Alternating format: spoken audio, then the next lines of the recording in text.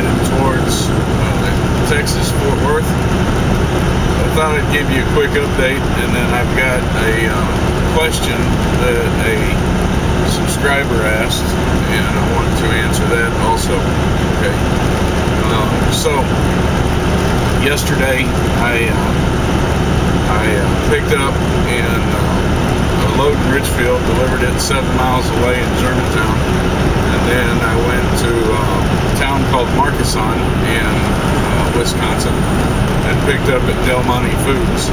While I was there, I got to watch them unload a fresh load of beans, green beans. It's pretty cool. They unhooked, they put the trailer on a platform and secured it some way. I'm not sure how they secured it. Then they disconnected it from the tractor and lifted it up by a hydraulic lift so that it was, at about a little bit more than a 45-degree angle up in the air, and it just dumped everything out underneath of it. Went into a vat where they started cleaning everything up so that they could can it. It was a canning facility for green beans. I don't know if they did anything else there other than green beans, but that's all I saw. And then I got loaded up with 43,000 pounds of green beans to take to the Del Monte Distribution Center in Fort Worth, and that's where I'm headed now. When I get there, I'll be on home time, and so it's my wife's birthday, and we're going to go have a little bit of fun and relax a little bit. Alright, so that's kind of the update. I left out early this morning. I'm going to run this all the way through as far as I can today. I'll end up somewhere in Oklahoma, around Osceola or something like that, and before I quit for the day, and then I'll finish it and bring it the rest of the way in tomorrow. The way I've got it kind of calculated, I'll have around 8 hours of drive time tomorrow before I get it in Fort Worth. So I'll get it there, deliver it, and then I'll be gone on home time. So while I was resting or driving the other day, I said resting, I meant driving, I got a message from one of my subscribers, and I wasn't able to answer it or deal with it while I was driving, so it took a little while after that for me to get stopped and looked at it.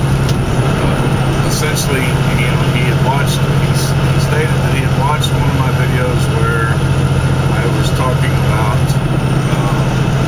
the training and the pay. And he said, according to my video, it appeared that I said that they did not get training pay while they were in school, but according to what he got from information from the recruiter, it seemed to say that they were getting training pay during school.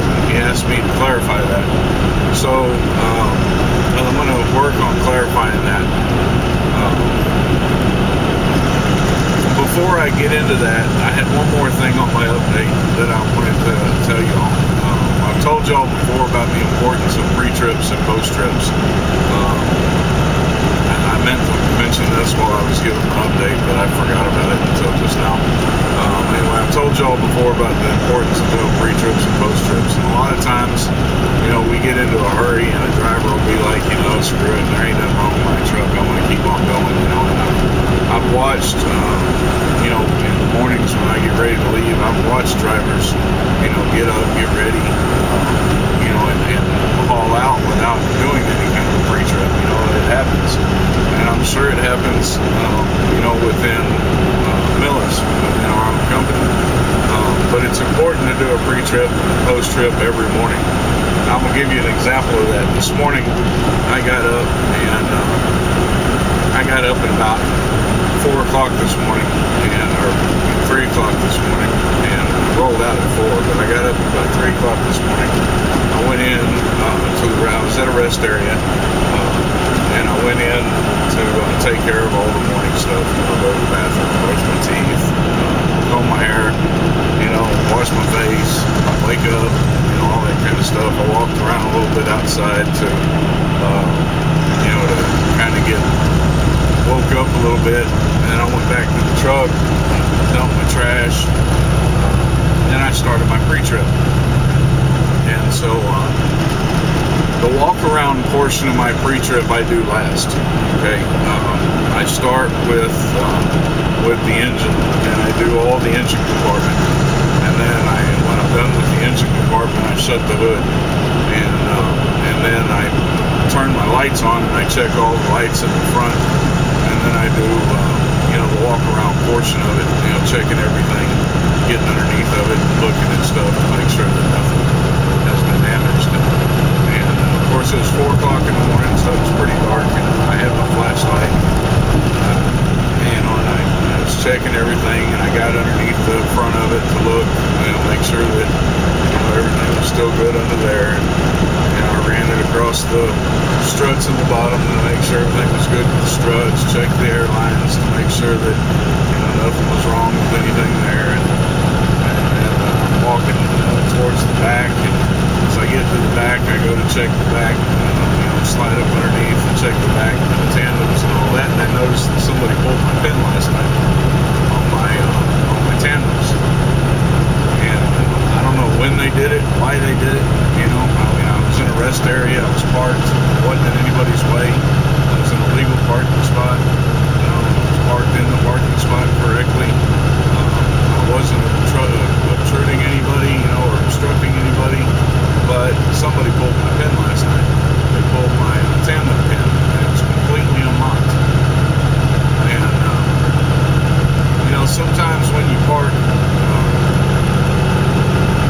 usually I do this, but last night I didn't. When I park, I'll usually right before I shut everything down, I'll hit my trolley brake and I'll pull forward. Okay, and that puts a lot of pressure on the kingpin and the tandem pins. So normally nobody can pull them. Well, I didn't do that last night. Really, honestly, I didn't even think about it last night because I wasn't at a truck stop, so I didn't really feel like I needed to. But when I got up underneath the back of it to check the trailer and make sure that everything was okay underneath the trailer, first thing I noticed was the fact that the pin had been pulled. And I guess I didn't have any pressure on that lock because it came completely unlocked. So had I not done a pre-trip this morning, and had I not noticed that this morning, I would have pulled out thinking everything was okay, and the first time that I hit my brakes, I would have lost my tandems and dropped this whole trailer flat on the ground. I'd have probably been out of a job, and I'd have lost this whole load. It would have caused a lot of trouble. And luckily, though, I did do the pre-trip, and I found it, and I put it back in place and made sure everything was locked back in place before I pulled it back out. So, always do your pre-trip. Alright, now, to the question.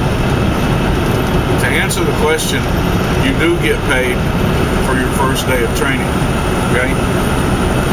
However, what you need to understand is that there's 2 phases in your training. Alright, the first phase is school.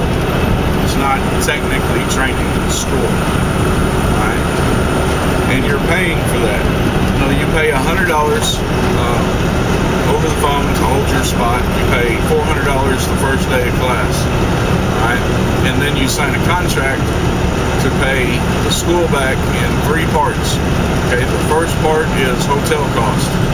Alright, they're going to pay for your hotel. They're going to put you up in a hotel, and you're going to get a continental breakfast. At least at the hotel that I was at, you're going to get a continental breakfast, but you have to pay that back, and that comes out of your check and payroll deductions for $10 a week once you are hired on the millis.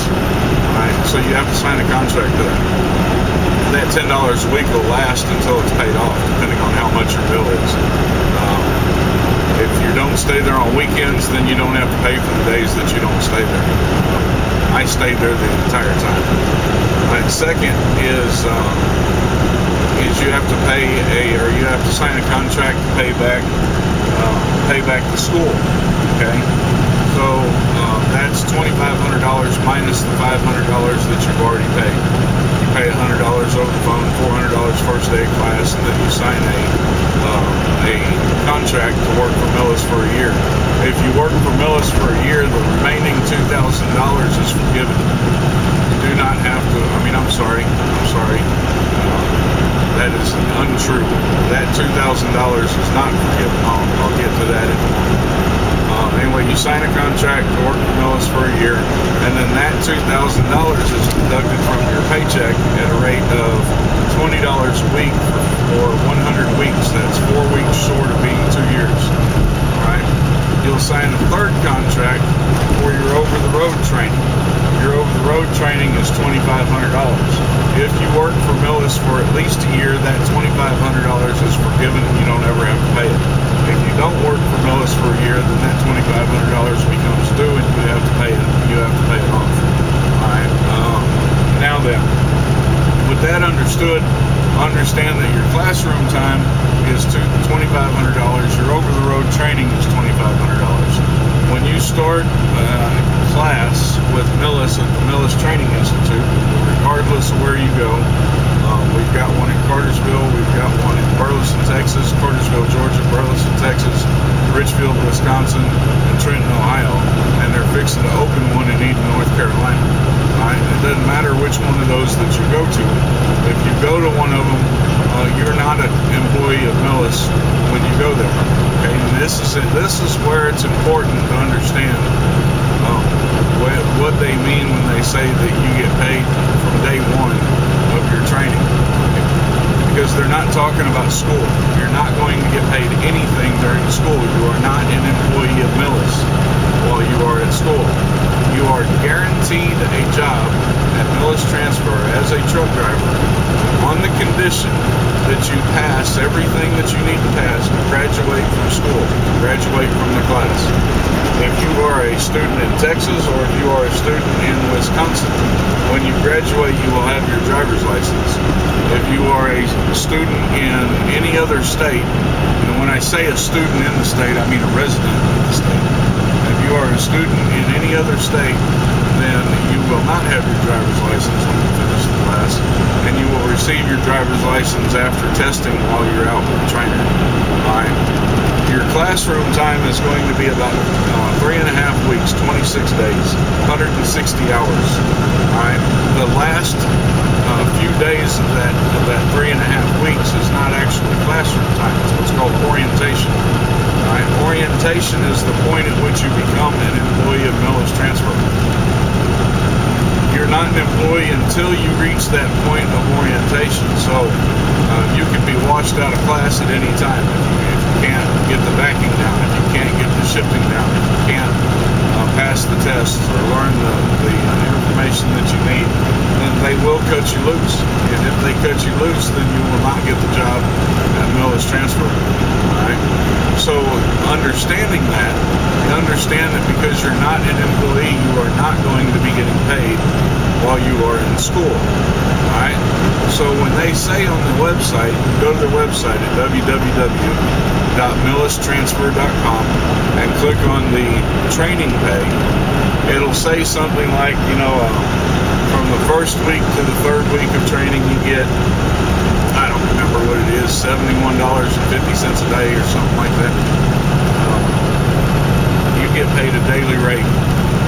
You make that daily pay every day that you drive at least 4 hours. Okay, now this is important for you to understand while you're out training, because there may be a week, 2 weeks, maybe even 3 weeks. For me, it was 20 days from the time that I finished orientation until the time that I actually went out with a trainer.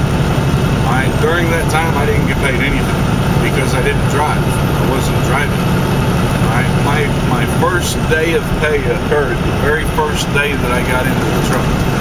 When you get into the truck, the trainer is going to send in some macros on the computer stating that, on the Qualcomm, stating that he's picked you up and that you're in the truck. You're going to log in on the Qualcomm using your driver code and password, and then from that minute on, you'll be getting paid, provided that you drive for 4 hours a day. Now, with this is a stickler, and this is something that you and your trainer both need to be paying attention to while you're out there.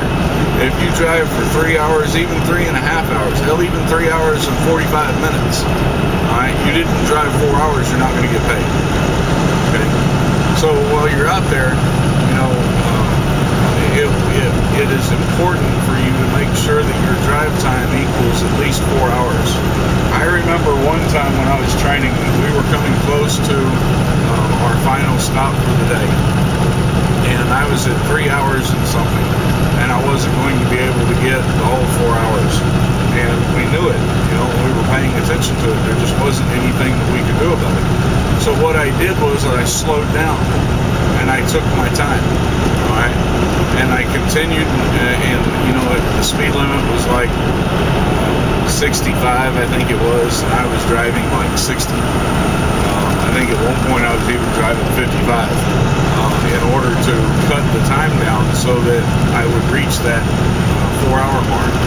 And it took me quite a while to do it, but I did get it down. There were times when I'd pull into a truck stop instead of going off duty. Like most of the time, I knew that I needed to have that time, so I just continued cruising around to letting my time click, because that 4 hours you have to hit. After that 4 hours, it doesn't matter what you do. After that 4 hours, you're just working on mileage. Right? But until you get that 4 hours in that day, you're working on your paycheck. So while you're out with a trainer, from the minute that you log into the truck and into the Qualcomm on the truck, that's when you start getting paid. Right? And from there on, you'll be getting paid for training pay, because now you're over the road training. Right? You're not in school anymore. You are now an employee of Millis Transfer. You filled out your W-2s. You filled out your 401k. You filled out your benefits, to get health insurance, dental, vision. You filled out your how much money you're going to put on your health savings plan. You've done all that already. You're an employee. That's when you start getting paid. Okay, so I know there's a little bit of confusion about that. People were looking at it and they were like, oh man, as soon as I get to school, I start getting paid. And there are some companies that do that. Millis is not one of them. You're not going to get paid while you're in school. You're not going to get paid until you show Millis that you're able to complete the school and become a driver, right? And then you're going to be out there on the road. Now, I will say this: Millis gives you a lot of chances once you get your graduation, to pass your CDL test. You go out with a trainer, they figure they've got quite a bit invested in you. So if you fail the first time, they're going to give you a second chance or a third chance or a fourth chance. I know one guy that's getting 5 chances to pass, his CDL test. And so, the pressure's on, but it's not a matter of life and death. And you will be getting paid as long as you drive at least 4 hours a day from the time that you get in your trainer's truck, but you will not be getting paid until you get in your trainer's truck. So I hope I've cleared that up. I hope that everybody understands that you're not getting paid while you're in school, and that you are going to need to bring enough money with you so that you can you're going to need to bring enough money with you so that you can eat for that 26 days that you're in school. Okay? And then you're going to need to be a little frugal with it, because if you eat out every night, you can blow through quite a bit of money pretty fast. You're also going to need to have enough money with you when you get onto your trainer's truck to be able to afford to eat, and get the things that you need for the first week, because you're not going to get a paycheck until after the first week is over with. So I would bring enough for at least a week to 2 weeks to eat out on the road. All right. Hope I've cleared that up, and I hope this has helped somebody. I'll try to get this published today when I get stopped, if I have an internet connection. All right. Y'all take care, and peace out.